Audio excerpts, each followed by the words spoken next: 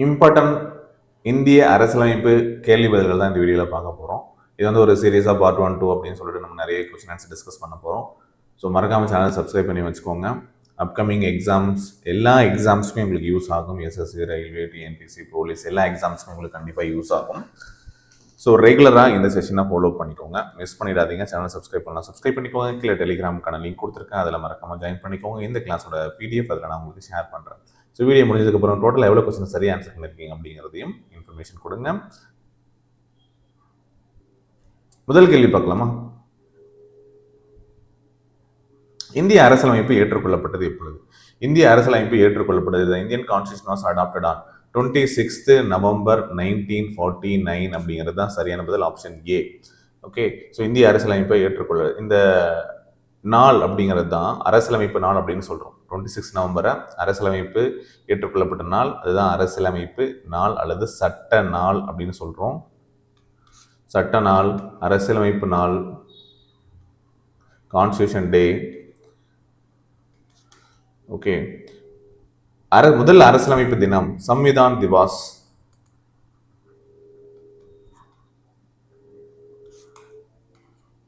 Two 2015 start பண்ணாங்க. இந்த அரசியலமைப்பு ஏற்றுக்கொள்ளப்பட்ட நாள் தான் 26 நவம்பர் 1949. நடைமுறைக்கு வந்தது 26 ஜான்வரி 1950. குடியரசு நாள் இருக்கு இல்லையா, அன்னைக்கு தான் அரசியலமைப்பு நடைமுறைக்கு வந்தது. 2015 டாக்டர் அம்பேத்கரினுடைய 125வது பிறந்த நாளை முன்னிட்டு அரசியலமைப்பு தினம் அப்படிங்கிறது கொண்டாடப்படுது. 2024 நவம்பர் 26 75வது தினம். சரிங்களா, அரசியலமைப்பு ஏற்றுக்கொண்டதனுடைய 75வது ஆண்டு நிறைவு அப்படிங்கிறத நோட் பண்ணிக்கோங்க. சரியா, இந்த அரசியலமைப்பு உருவாக்குறதுல மொத்தமாக வந்து நம்ம 64 லட்சம் செலவு செஞ்சு தான் உருவாக்கியிருக்கோம். ரைட், இந்த மாதிரி நிறைய டீடைல் இன்ஃபர்மேஷன் நம்ம பார்க்கலாம். அடுத்த இரண்டாவது கேள்வி, இந்திய அரசியலமைப்பு முதல் மற்றும் முதன்மையாக ஒரு சமூக ஆவணம் அப்படின்னு கூறியது யார் அப்படின்னு கேட்குறாங்க. ஸோ அப்படி சொன்னது யார் அப்படின்னு பார்த்தீங்கன்னா கிரான்வில் ஆஸ்டின் அப்படிங்கிறதான் சொல்லியிருக்காரு. த இந்தியன் கான்ஸ்டியூஷன், அவருடைய புக் இருக்கு, அதை நோட் பண்ணிக்கோங்க. The Indian constitution cornerstone of nation, cornerstone of nation 1966 வந்த புத்தகம். இதில் கூறியிருக்காரு, இந்த கூற்றை சொல்லியிருப்பாரு, சமூக ஆவணம், சமூக மாற்றத்தை இலக்காக கொண்ட ஒரு சமூக ஆவணம் அப்படின்னு சொல்லிட்டு சொல்லியிருப்பாரு. சரிங்களா, ஸோ இன்னும் நிறைய பேர் இதில் இருக்கக்கூடிய தலைவர்கள் ஒவ்வொருத்தரும் ஒவ்வொரு மாதிரி வந்து சொல்லியிருப்பாங்க. ஃபார் எக்ஸாம்பிள் எக்ஸாம்ஸில் வந்து கூட்டுறவு கூட்டாட்சி, கோஆபரேட்டிவ் ஃபெடரலிசம்,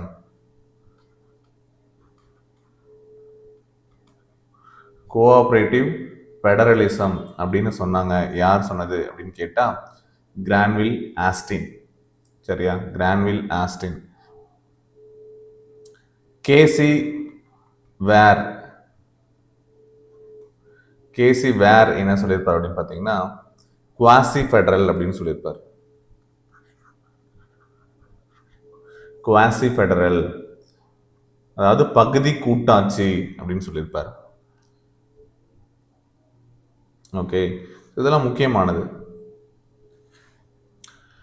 அடுத்து கேள்வி எண் 3, 21வது அரசியலமைப்பு சட்ட திருத்தம் 1967 மூலம் 8வது அட்டவணையில் சேர்க்கப்பட்ட மொழி என்ன அப்படின்னு சொல்லி கேட்டிருக்காங்க. 21வது சட்ட திருத்தம் ரொம்ப முக்கியமானது. 21st கான்ஸ்டியூஷனல் அமெண்ட்மெண்ட் ஆக்ட் எப்போ வந்தது அப்படின்னா 1967. ஸோ இது அட்டவணையில் சேர்க்கப்பட்ட மொழி அப்படின்னு கேட்குறாங்க. மொழி அப்படின்னா இந்தியாவில் இருக்கக்கூடிய அஃபிஷியல் லாங்குவேஜஸ். ஓகேங்களா, அஃபிஷியல் லாங்குவேஜஸ். ஸோ அதை பற்றி தான் கேட்குறாங்க. இந்த லாங்குவேஜஸ் எல்லாம், மொழிகள் எல்லாமே 8வது அட்டவணையில் இருக்கு, 8th ஷெட்யூல், 8வது அட்டவணையில் இருக்கு, 8th ஷெட்யூலில் இருக்கு.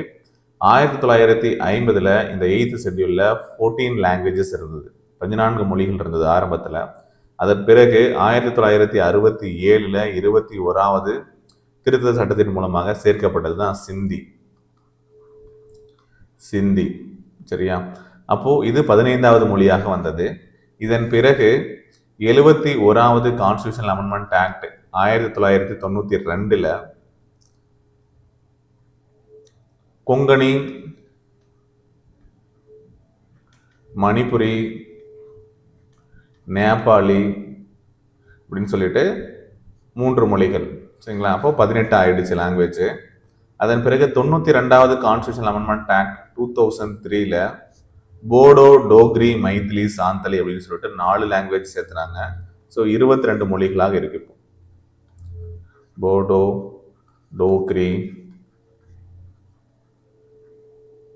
மைத்திலி, சாந்தலி. ஸோ 4 ஆட் பண்ணுறாங்க. டோட்டலாக 22 மொழிகளாக இருக்கு. சரியா? இன்னும் ராஜஸ்தானி, போஜ்புரி, துளு, ஸோ இந்த மொழிகள்லாம் சேர்க்க போகிறாங்க.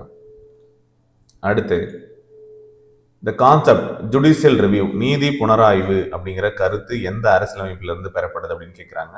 ஸோ ஜுடிஷியல் ரிவ்யூ நம்ம அமெரிக்க அரசியலமைப்பிலிருந்து தான் எடுத்துட்டு வந்தோம். ஆப்ஷன் பி சரியான பதில். ஜுடிஷியல் ரிவ்யூ அரசியலமைப்பிற்கு நம்ம உருவாக்கக்கூடிய சட்டங்கள் அரசியலமைப்பிற்கு இணங்கியதா இல்லையா அப்படின்னு சொல்லிட்டு ஆய்வு செய்து அதை ரத்து செய்யக்கூடிய, அப்படி இல்லை அப்படின்னா அதை ரத்து செய்யக்கூடிய அதிகாரம் நீதிமன்றத்துக்கு இருக்கு அப்படின்னு சொல்றாங்க. சரியா? சரி, இந்த கருத்தை வந்து அமெரிக்கா அவங்க ஃபாலோ பண்ணிட்டு இருக்காங்க. ஸோ அங்கிருந்து நம்மளும் இந்த கருத்தை ஃபாலோ பண்ணிட்டு இருக்கோம். சரியா? ஸோ இதே மாதிரி அடிப்படை உரிமைகள் அமெரிக்காவிலிருந்து நம்ம வர்றது வந்து ஃபண்டமெண்டல் ரைட்ஸ் நம்ம கொண்டு வந்திருப்போம். ஃபண்டமெண்டல் ரைட்ஸ் அப்படிங்கிறது அமெரிக்க அரசியலமைப்புல இருந்து. அதே மாதிரி பிரசிடென்ட், இண்டிபெண்டன்ட் ஜுடிஷியரி, அதாவது சுதந்திரமான நீதித்துறை, இது எல்லாமே நம்ம அமெரிக்க அரசியலமைப்பிலிருந்து கொண்டு வந்தது. இங்கிலாந்து அப்படின்னு பார்க்கும்போது இங்கிலாந்து வந்து சட்டத்தின் ஆட்சி, ரூல் ஆஃப் லா அப்படின்னு நம்ம படிச்சிருப்போம். சட்டத்தின் ஆட்சி அப்படிங்கிறது இங்கிலாந்து. ஏவி டைசி அப்படிங்கிறவர் சொன்ன ஒரு கூற்று. சரியா?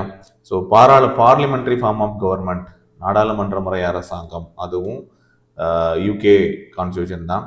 அதே மாதிரி சிங்கிள் சிட்டிசன்ஷிப் அதுவும் நம்ம வந்து யூகே வந்து எடுத்து வந்தோம். ஜெர்மனி அப்படின்னு பார்க்கும்போது அதாவது அவசர காலங்களில் ஃபண்டமெண்டல் ரைட்ஸை வந்து ஸ்டாப் பண்ணி வச்சிருவாங்க, நிறுத்தி வைக்கிறது. ஸோ அதை வந்து ஜெர்மனி அல்லது வெய்மர் ஜெர்மனி அரசியலமைப்புல இருந்து நம்ம கொண்டு வந்தோம். அவசர நிலையில் அடிப்படை உரிமைகளை இடைநிறுத்தம் செய்கிறது. கனடியன் கான்ஸ்டியூஷன், கனடா அரசியலமைப்புல இருந்து பார்க்கும்போது வலுவான மத்திய அரசுடன் கூடிய கூட்டாட்சி.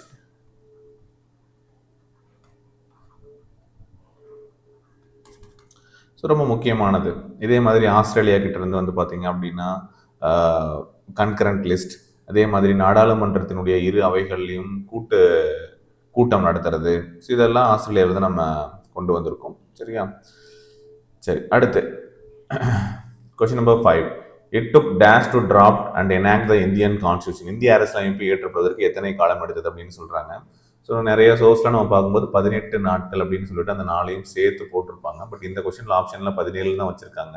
அதாவது 2 years 11 months 17 days. Option A. ஓகேவா? 17 18 என்ன ஆப்ஷன் கொடுத்துருக்காங்களோ அது போடுங்க. 18 கொடுத்தாங்கன்னா அதை போட்டுக்கோங்க. ரொம்ப முக்கியமான நாட்கள் அப்படின்னு பார்க்கும்போது முதல் கூட்டம் 9th டிசம்பர் 1946 டாக்டர் சச்சிதானந்த சின்ஹா தலைமை தாங்கி நடத்தினது. அதன் பிறகு ஏன்னா அதில் தான் வந்து யாரை வந்து தலைவராக தேர்ந்தெடுக்க போகிறாங்க இந்த அரசியலமைப்பு நிர்ணய சபை, கான்ஸ்டியூஷன் அசம்பிளியை அப்படிங்கிறது தான் பண்ணாங்க. அடுத்து 11th டிசம்பர் 1946 அதனுடைய தலைவரை தேர்ந்தெடுத்திருப்பாங்க. டாக்டர் ராஜேந்திர பிரசாத் வந்திருப்பாரு. முதல்ல சச்சிதானந்த சின்ஹா இருந்திருப்பாரு தற்காலிக தலைவர், அப்புறம் நிரந்தர தலைவராக வந்திருப்பாங்க. சரியா? இந்த மாதிரி முக்கியமான டேட்லாம் இருக்கு. ஸோ அங்கே ஆரம்பிச்சு நம்ம பார்த்தோம் இல்லையா, 26 நவம்பர் 1949 வரைக்கும் அரசியலமைப்பு ஏற்றுக்கொள்ளப்பட்ட நாள்.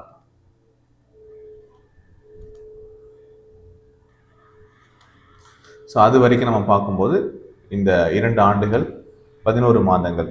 சரியா? 18 நாட்கள் அப்படிங்கிறது கரெக்டான ஆன்சர். அடுத்து உருது மட்டுமே ஆட்சி மொழியாக இருப்பது அப்படின்னு பார்த்தோம்னா, உருது ஆட்சி மொழியாக இருக்கக்கூடிய மாநிலம் எதுன்னு பார்த்தா ஜம்மு காஷ்மீர் தான் உருது ஆட்சி மொழியாக இருந்தது. இப்போ இருக்கா அப்படின்னு கேட்டிங்கன்னா இல்லை. 2019 ஆர்டிக்கல் இப்பயும் ஆட்சி மொழி, பட் அது மட்டுமான்னு கேட்டால் இல்லை. ஆர்டிக்கல் 370 நீக்கத்துக்கு அப்புறம் ஜம்மு காஷ்மீர் வந்து என்ன பண்ணாங்க அப்படின்னா மறுகட்டமைப்பு சட்டம் மூலமாக, ரீஆர்கனைசேஷன் ஆக்ட் மூலமாக ஜம்மு காஷ்மீர் யூனியன் டெரிட்டரியாக மாற்றினாங்க. ஸோ அதில் வந்து அதிகாரபூர்வ மொழிகள் சட்டம் 2020 படி காஷ்மீரி, டோக்ரி, இந்தி, உருது, ஆங்கிலம், இங்கிலீஷ், இப்படி 5 மொழிகள் வந்து ஆட்சி மொழிகளாக அங்கீகரிக்கப்பட்டிருக்கு. நோட் பண்ணிக்கோங்க.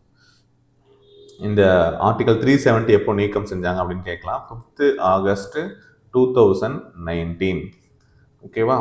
அப்புறம் யூனியன் பிரதேசமானது எப்பொழுது அப்படின்னு கேட்கலாம். 31st October 2019. ஓகேவா? இது ஜம்மு அண்ட் காஷ்மீர் ஒன்று தனியாகவும், லடாக் தனியாகும், யூனியன் டெரிட்டரியாக. சரியா?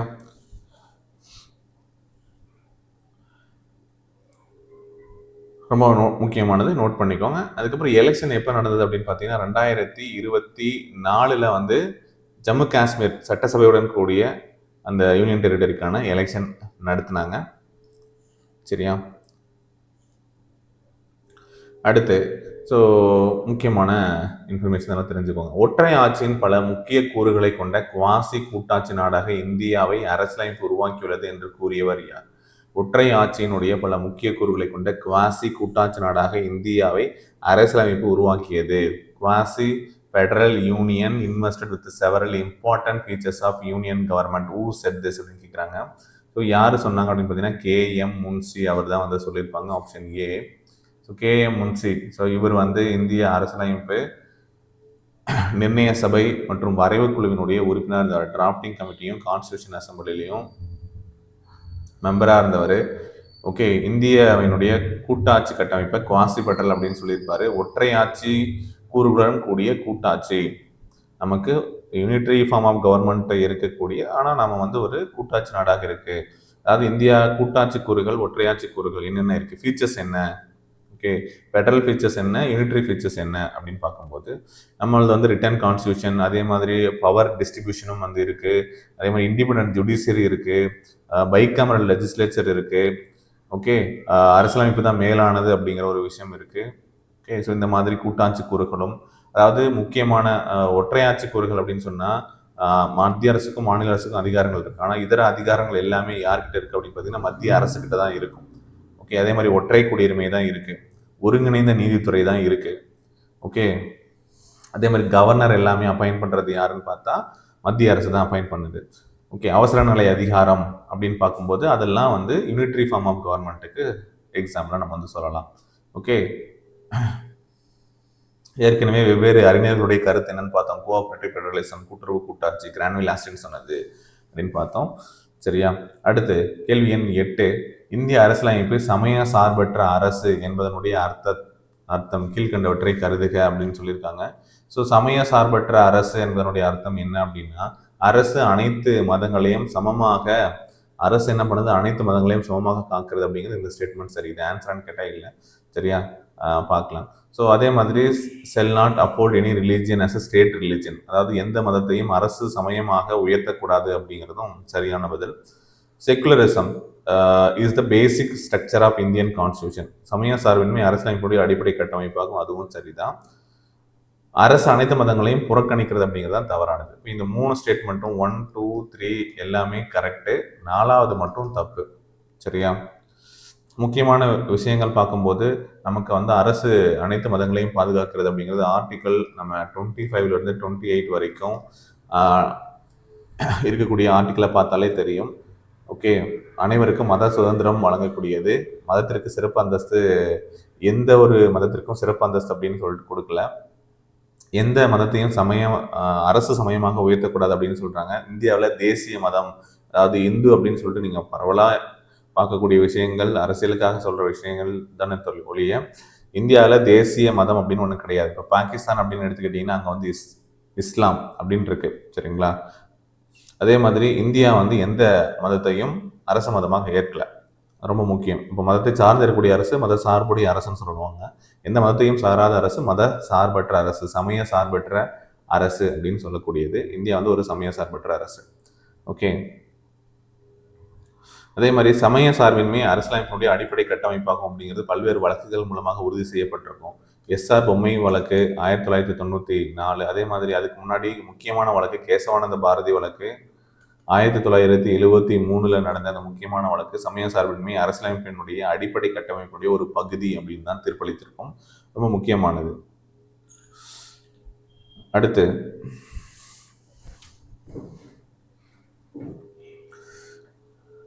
Question number 9.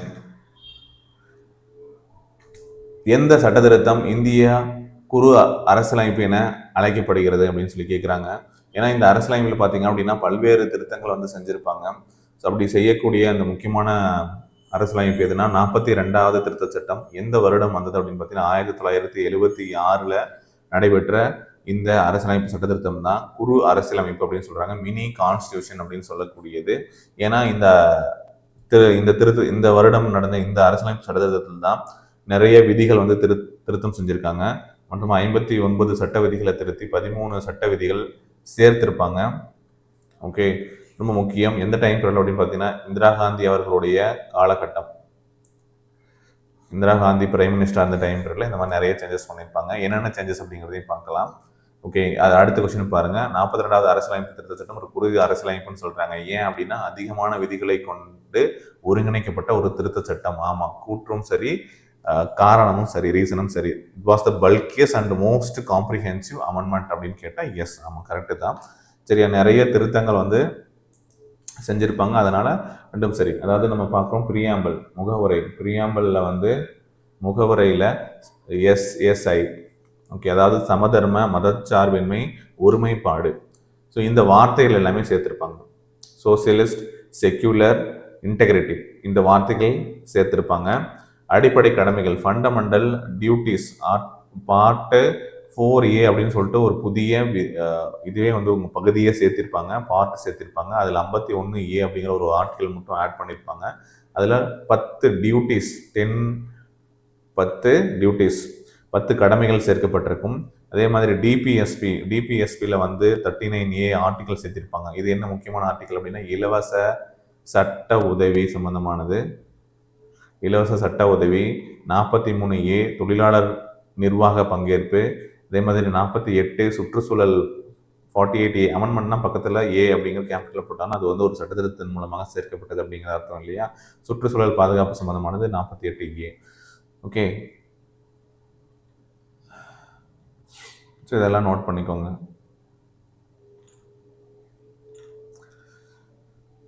அடுத்து தேசிய கொடியினுடைய வடிவமைப்பை இந்திய அரசியலமைப்பு நிர்ணய சபை ஏற்றுக்கொண்ட நாள் என்னைக்கு அப்படிங்கிறது பார்த்துடலாம். ஸோ தேசிய கொடியினுடைய வடிவமைப்பை இந்திய அரசியலமைப்பு நிர்ணய சபை ஏற்றுக்கொண்ட நாள் 22 ஜூலை 1947 அப்போ தான் ஏற்றுக்கிட்டாங்க. ஓகே, சுமார் நம்ம ஒரு 3 வீக்ஸ்க்கு அப்புறம் நம்ம சுதந்திரம் வாங்கினது 15th ஆகஸ்ட் 1947. பட் அதுக்கப்புறம் ஒரு 3 வீக்ஸ் கழித்து இதை அக்செப்ட் பண்ணுறாங்க. ஸோ தேசிய கொடியில் பார்த்தோம் அப்படின்னா மேலே வந்து காவி, நடுவில் வெள்ளை, கீழே பச்சை, நடுவில் அசோக சக்கரம் 24 ஆரங்களுடன் இருக்கக்கூடியது. இதை டிசைன் பண்ணது யார் அப்படின்னா பெங்காலி வெங்கையா. தனியாகவே கொஸ்டின் கேட்கலாம். 3:2 ரேஷியோவில் வந்து பார்த்தீங்கன்னா இந்த கொடியோடைய நீல அகலனுடைய ரேஷியோ அப்படிங்கிறது இருக்கும். சரியா,